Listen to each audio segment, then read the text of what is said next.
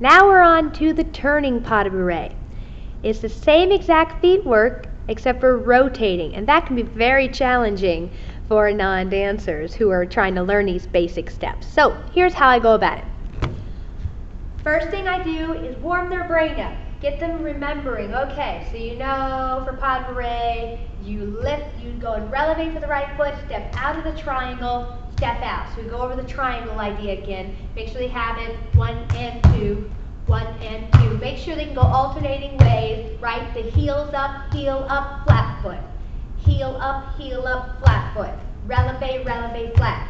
Releve, releve, flat. So once they have it, 1 and 2, 3 and 4, once they're comfortable with that idea, then you can move on to the turning pas de bourrée.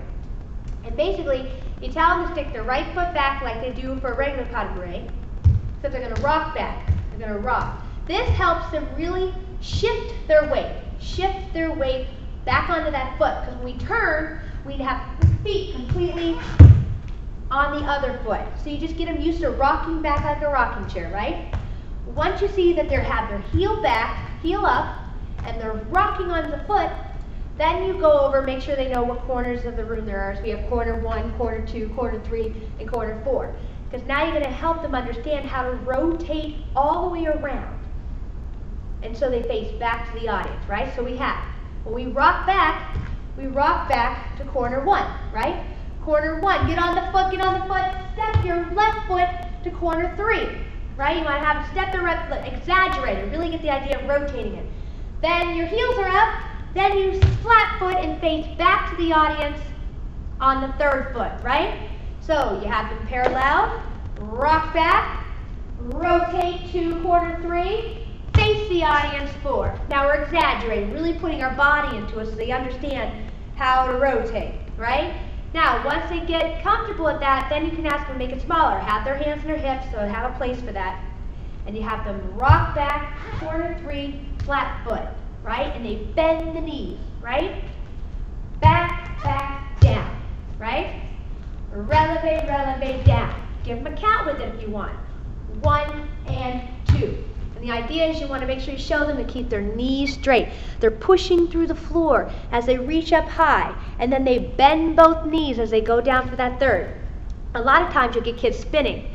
So you want to make sure they don't do that and explain to them that they don't spin around, right? I get that a lot.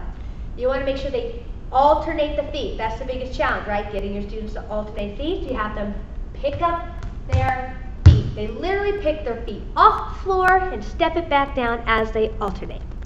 So that's how I break down a turning pas de bourrée very slowly. Once they get comfortable, add a count with it, right? So you want to go 1 and 2. Add it again.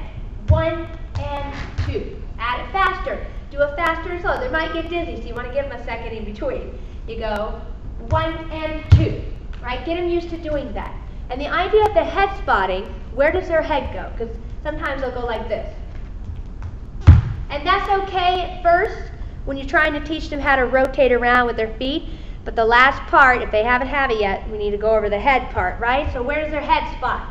When you step back, you're forward. Then you look